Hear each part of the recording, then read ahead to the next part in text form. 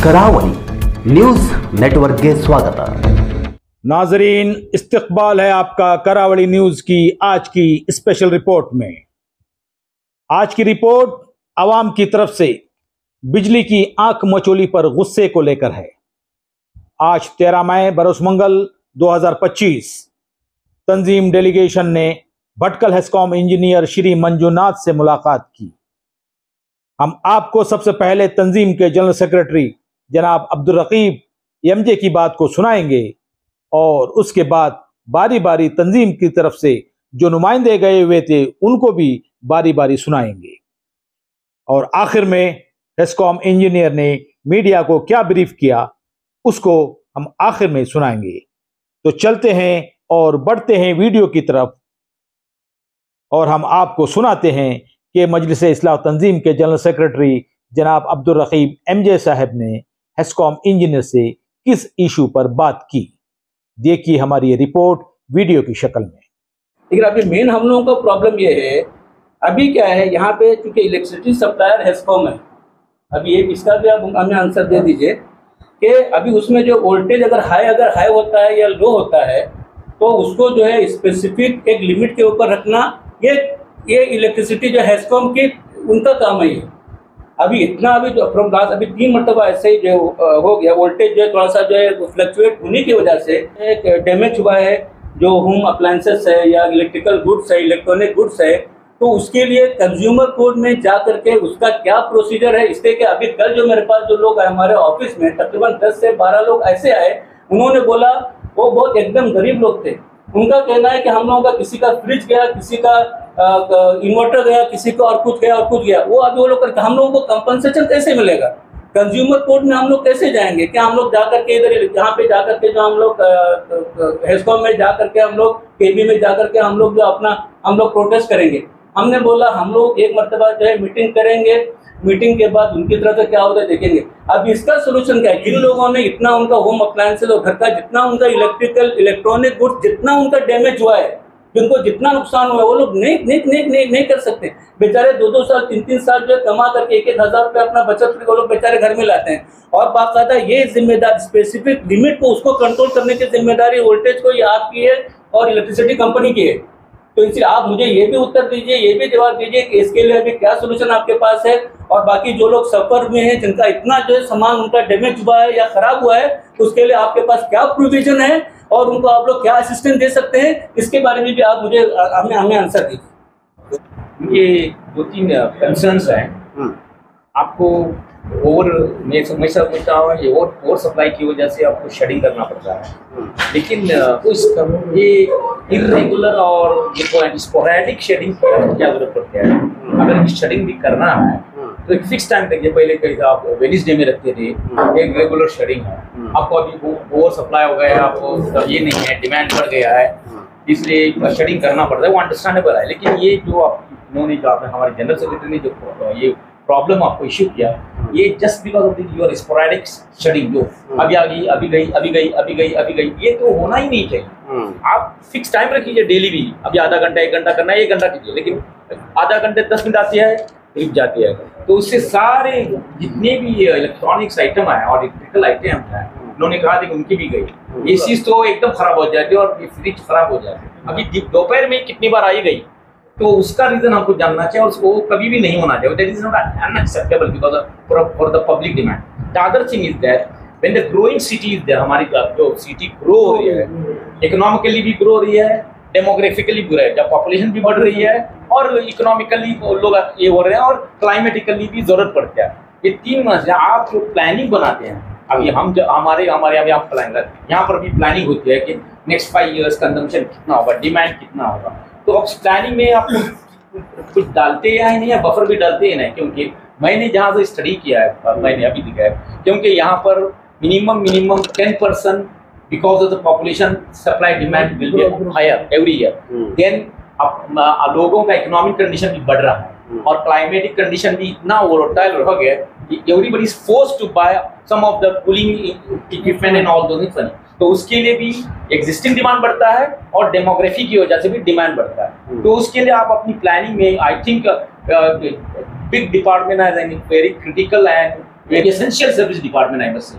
ये ऐसी essential service department की जो प्लानिंग होता है वो तो बहुत क्रिटिकल होती है। वो क्लियर है कि आपका सप्लाई एकदम ओवरशूट हो गया है। ये तो हमको किसी रॉकेट साइंस की जरूरत नहीं है, इसलिए आप बार बार फट निकालते हैं। लेकिन that is causing the most damages and most destructive effect on all of us, not only poor section but British section like us are also we are suffering because we cannot also afford like this. ಕೆಲವು ಕಡೆ 8 ಗಂಟೆ power cut ಮಾಡ್ದೆ, ಕೆಲವು ಗಂಟೆ 4 ಗಂಟೆ ಮಾಡಿದೆ. ನಂತರ ಆಮೇಲೆ ಫ್ಲಕ್ಚುಯೇಷನ್ ಅಲ್ಲಿ ಈಗ ನಮ್ಮ ಜನರಲ್ ಸೆಕ್ರೆಟರಿ ಹೇಳಿ ನಮ್ಮದು ಎಲೆಕ್ಟ್ರಾನಿಕ್ ಐಟಮ್ ಎಲ್ಲ ಸುಟ್ಟು ಹೋಗುತ್ತೆ. ಈಗ ಪಾಪ ಬಡವರು ಅವ್ರು ಮತ್ತೆ ತಂದಿಲ್ಲ, ಅದು ಪರಿಹಾರ ಯಾರು ಕೊಡ್ತಾರೆ?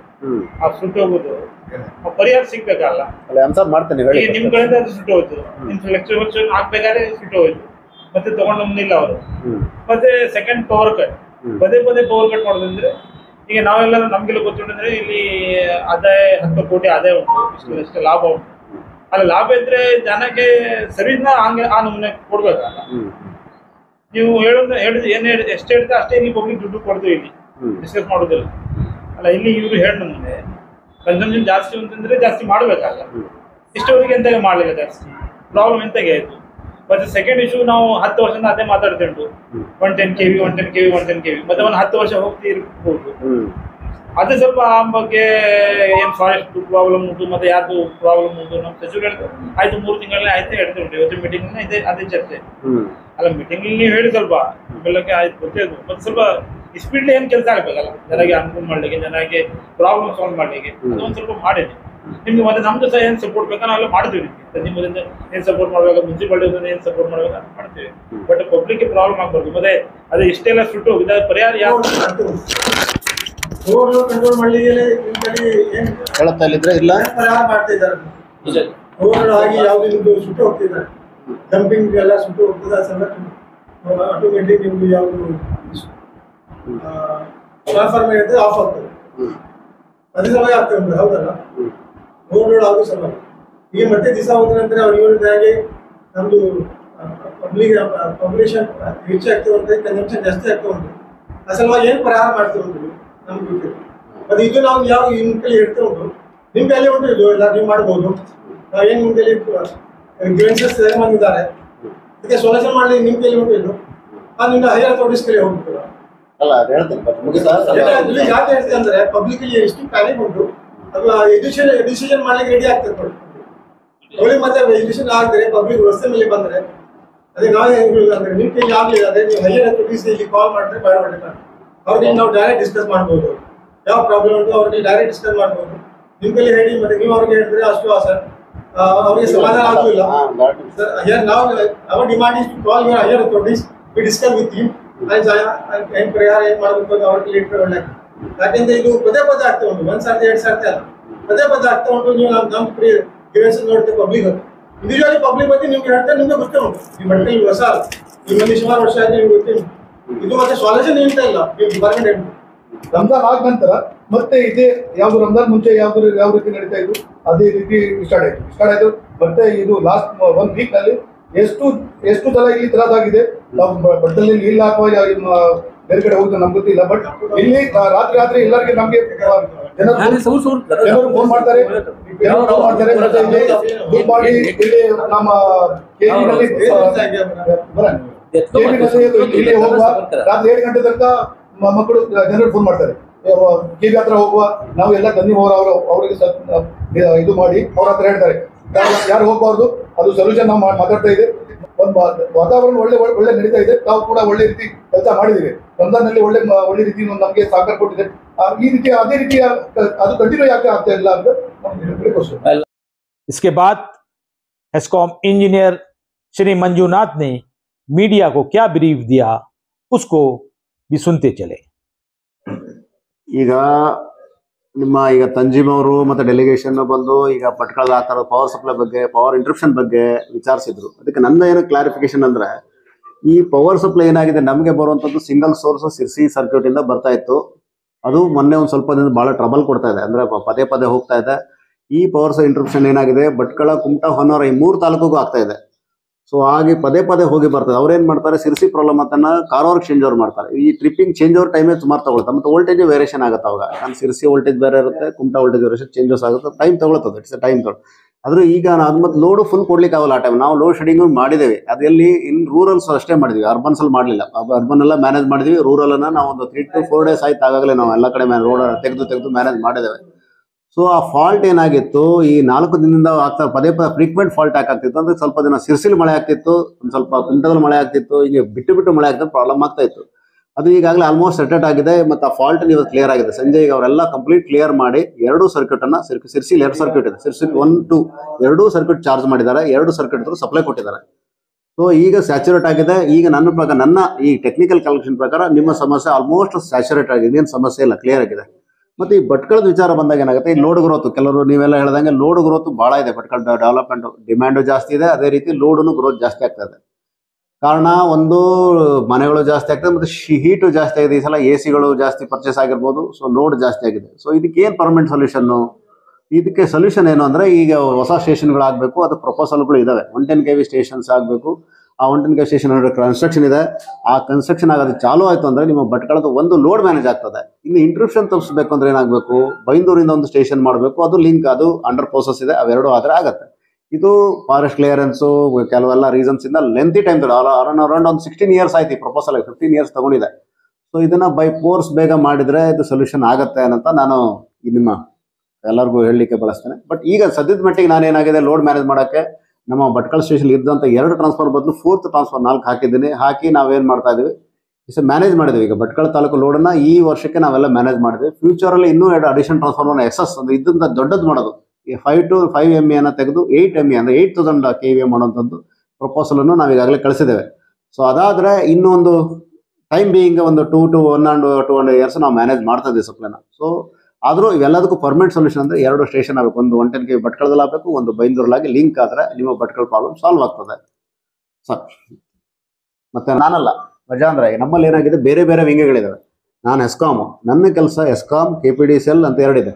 ನಿಮ್ಗೆ ಈ ಹಾಲಿನ ಇದು ಗೊತ್ತಲ್ಲ, ಹಾಲು ಪ್ರೊಡಕ್ಷನ್ ಡೈರಿ ಇರ್ತದಲ್ಲ, ಪ್ರೊಡಕ್ಷನ್ ಮಾಡೋರು KPC ಇಂದ ಕರೆಂಟ್ ಪ್ರೊಡ್ಯೂಸ್ ಮಾಡೋರು, ಅಲ್ಲಿಂದ ಮೈನ್ ಊರ್ಕ್ ನನ್ ಕೊಡೋರು ವ್ಯಾನ್ ಅವರು KPDCL ಅವರು. ನಾನು ಡಿಸ್ಟ್ರಿಬ್ಯೂಟ್ರು, ಮನೆಗೆ ಕೊಡುವಂಥವನು ಎಸ್ಕಾಮ್ ಅವ. ನನ್ನ ಕೆಲಸ ಮನೆಗೆ ಕೊಡುವಂಥ ಡಿಸ್ಟ್ರಿಬ್ಯೂಟ್ ಮಾಡೋದು. ಈಗ ಡೈರಿ ಮಾಡೋರು ಯಾರು, ಲೈನ್ ಮಾಡೋರು ಯಾರು, ಎಲ್ಲ ಬೇರೆ ಬೇರೆಯವರು ಇದ್ದಾರೆ. ಸೊ ಅದಕ್ಕೆ KPDCL ಅಂತ ಒಂದು ಹಿಂಗಿದೆ, ಅವರು ಸ್ಟೇಷನ್ ಪ್ರಪೋಸಲ್ ಮಾಡಿದ್ದಾರೆ, ಅವ್ರದ್ದೇನು ತಪ್ಪಿಲ್ಲ. ಅದು ಏನು ಸಮಸ್ಯೆ, ಫಾರೆಸ್ಟ್ಗೆ ಡೈವರ್ಷನ್ ಅಷ್ಟು ಈಸಿ ಇಲ್ಲ. ಗೌರ್ಮೆಂಟಲ್ಲಿ ದೊಡ್ಡ ಪ್ರೊಸೀಜರ್ ಇದೆ. ಫಾರೆಸ್ಟ್ ಯಾಕೆ ಕೊಡಬೇಕು, ಎಲ್ಲಿ ಕೊಡಬೇಕು, ಅದಕ್ಕೆ ದುಡ್ಡು ಕಟ್ಟಬೇಕು, ಫ್ರೀಯಾಗಿ ಏನು ಕೊಡೋದಿಲ್ಲ ಅವರು. ಅದಕ್ಕಾಗಲೇ 10 crores ಅಷ್ಟು ದುಡ್ಡು ಕಟ್ಟಿದ್ದಾರೆ. ದುಡ್ಡು ಕೊಟ್ಟು ಡೈವರ್ಷನ್ ಮಾಡ್ಕೊಂಡಿದ್ದಾರೆ. ಈಗಾಗಲೇ ಡೈವರ್ಷನ್ ಆಗಿದೆ, ಲ್ಯಾಂಡನ್ನು KPDCL ಹ್ಯಾಂಡ್ ಓವರ್ ಮಾಡಿದ್ದಾರೆ ಅವರು. ಸೊ ಈ ಪ್ರೊಸೀಜರ್ ಲೆಂತಿ ಆಗಿರೋದ್ರಿಂದ ಸ್ವಲ್ಪ ಟೈಮ್ ತೊಗೊಂಡಿದೆ. ಕರೀತಾರೆ, ತಾವು ಬೇಕಾದ್ರೆ ಬಂದು ಭೇಟಿ ಅಲ್ಲಿ ಸಿಕ್ಕಿದ್ರೆ ಅದು ನಾನು ಬೇಕಾದ್ರೆ ಇನ್ಫಾರ್ಮ್ ಮಾಡ್ತೀನಿ ಯಾವ ಸಾಹೇಬ್ರೆ ಕರೆದಾರೆ ಅಂತ. ಸೊ ಅಲ್ಲಿ ಬಂದರೆ ಸಾಹೇಬರು ಅವ್ರು KPDCL ಅಧಿಕಾರಿಗಳು ಕಳಿಸ್ತಾರೆ, ನಿಮಗೆ ಪಕ್ಕ ಉತ್ತರ ಸಿಗುತ್ತೆ ಯಾವಾಗ ಅಂತೇಳಿ.